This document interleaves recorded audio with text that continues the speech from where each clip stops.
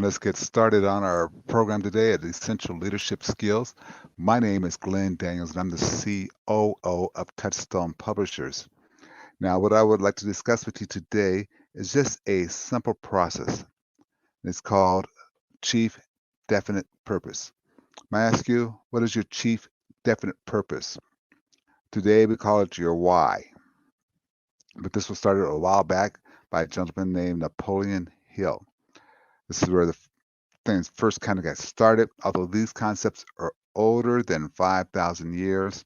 But here, let's talk about Napoleon Hill, and this got popularized in the book called Think and Grow Rich. Now, the question I have before we go any further for you is, have you read Think and Grow Rich? And if you have read it, are you reading it once a year like you should be? At the bare minimum, once a year.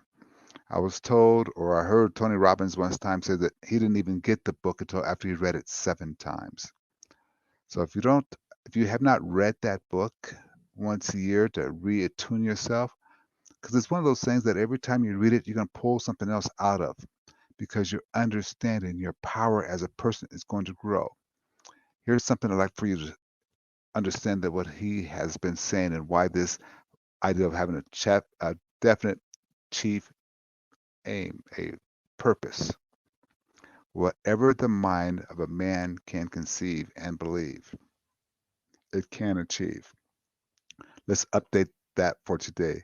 Whatever you, a person, a human, can see in their minds, they can achieve it.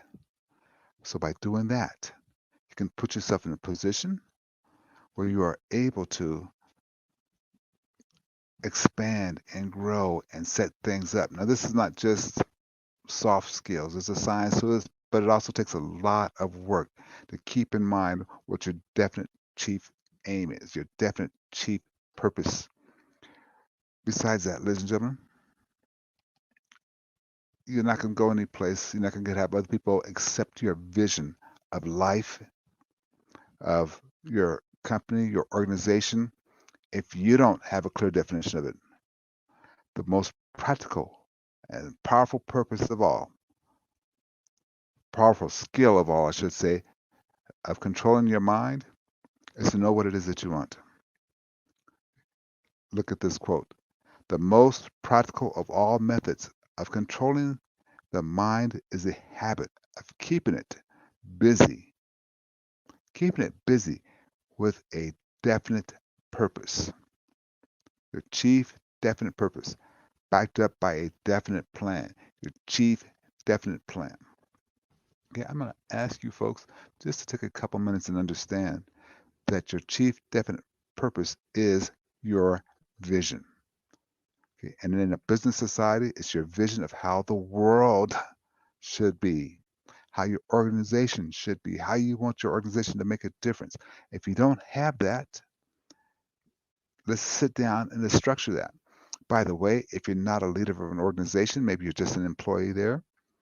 Maybe as an employee, that's not your vision. What is your vision? And how is this job you have right now going to help you achieve your vision? But back to who this is for, leaders. You have to start getting in the habit of sharing your vision.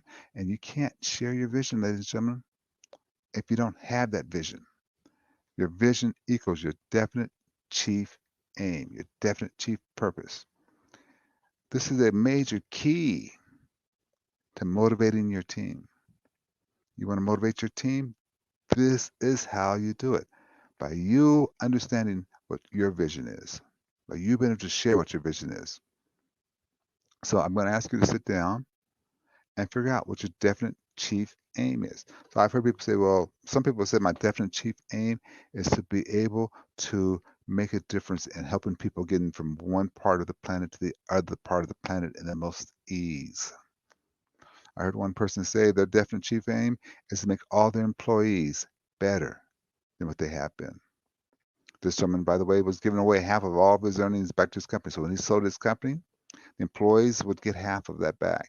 They'd still be employed because they sold them to a company that kept them employed, but he'd sell it for $150 million and he'd give the employees $75 million. So they could be better off. They have a better vision. Person had a vision to be an international known speaker so he can make his difference across the planet, make a difference every place. What is your definite chief vision? I think you really need to get into that and really start to understand that when you share your vision, that's when you get to motivate people. Now, you got to keep your mind fixed on what what it is that you want in your life or in your organization, not on what you don't want. Keep your mind fixed on that, and you'll find yourself in a really enjoyable place. So keep your mind fixed, okay? Keep your mind fixed on that subject. Let's go.